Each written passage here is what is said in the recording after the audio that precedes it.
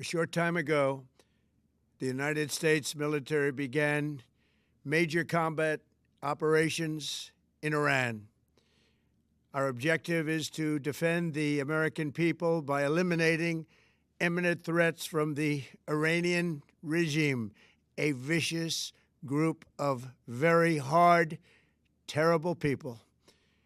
Its menacing activities directly endanger the United States, our troops, our bases overseas, and our allies throughout the world.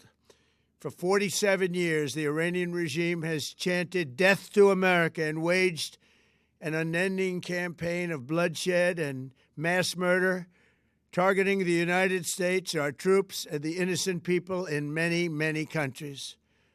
Among the regime's very first acts was to back a violent takeover of the U.S. Embassy in Tehran, holding dozens of American hostages for 444 days. In 1983, Iran's proxies carried out the Marine barracks bombing in Beirut that killed 241 American military personnel. In 2000, they knew and were probably involved with the attack on the USS Cole. Many died. Iranian forces killed and maimed hundreds of American service members in Iraq. The regime's proxies have continued to launch countless attacks against American forces stationed in the Middle East in recent years, as well as U.S. naval and commercial vessels in international shipping lanes. It's been mass terror, and we're not going to put up with it any longer. From Lebanon to Yemen and Syria to Iraq, the regime has armed, trained, and funded terrorist militias that have soaked the earth with blood and guts. And it was Iran's proxy, Hamas, that launched the monstrous October 7th attacks on Israel, slaughtering more than 1,000 innocent people, including 46 Americans, while taking 12 of our citizens hostage. It was brutal, something like the world has never seen before. Iran is the world's #1 state sponsor of terror and just recently killed tens of thousands of its own citizens on the street as they protested. It has always been the policy of the United States, in particular, my administration, that this terrorist regime can never have a nuclear weapon. I'll say it again, they can never have a nuclear weapon. That is why in Operation Midnight Hammer last June, we obliterated the regime's nuclear program at Fordow, Natanz, and Isfahan. After that attack, we warned them never to resume their malicious pursuit of nuclear weapons, and we sought repeatedly to make a deal. We tried. They wanted to do it. They didn't want to do it. Again, they wanted to do it. They didn't want to do it. They didn't know what was happening. They just wanted to practice evil. But Iran refused, just as it has for decades and decades. They've rejected every opportunity to renounce their nuclear ambitions, and we can't take it anymore.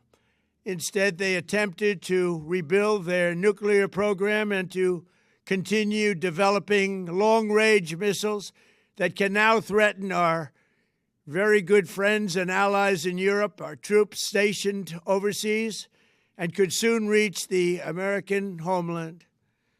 Just imagine how emboldened this regime would be if they ever had and actually were armed with nuclear weapons as a means to deliver their message.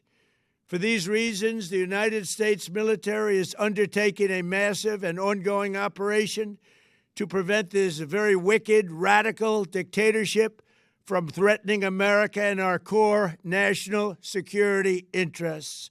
We are going to destroy their missiles and raise their missile industry to the ground. It will be totally, again, obliterated. We're going to annihilate their Navy. We're going to ensure that the region's terrorist proxies can no longer destabilize the region or the world and attack our forces and no longer use their IEDs or roadside bombs, as they are sometimes called, to so gravely wound and kill thousands and thousands of people, including many Americans. and we will ensure that Iran does not obtain a nuclear weapon. It's a very simple message. They will never have a nuclear weapon.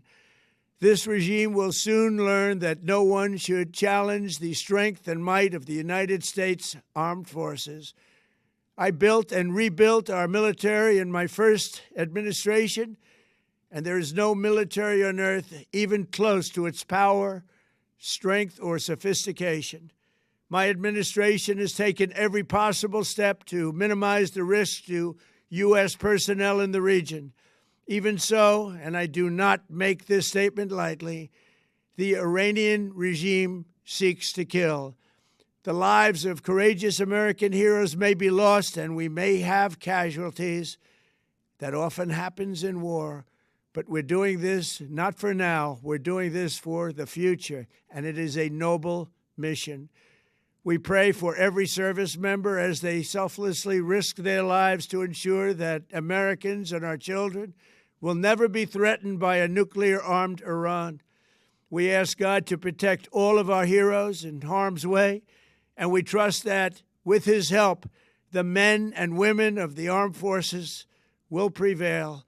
We have the greatest in the world, and they will prevail. To the members of the Islamic Revolutionary Guard, the armed forces, and all of the police, I say tonight that you must lay down your weapons and have complete immunity, or, in the alternative, face certain death. So, lay down your arms. You will be treated fairly with total immunity, or you will face certain death. Finally, to the great, proud people of Iran, I say tonight that the hour of your freedom is at hand. Stay sheltered. Don't leave your home. It's very dangerous outside. Bombs will be dropping everywhere. When we are finished, take over your government. It will be yours to take.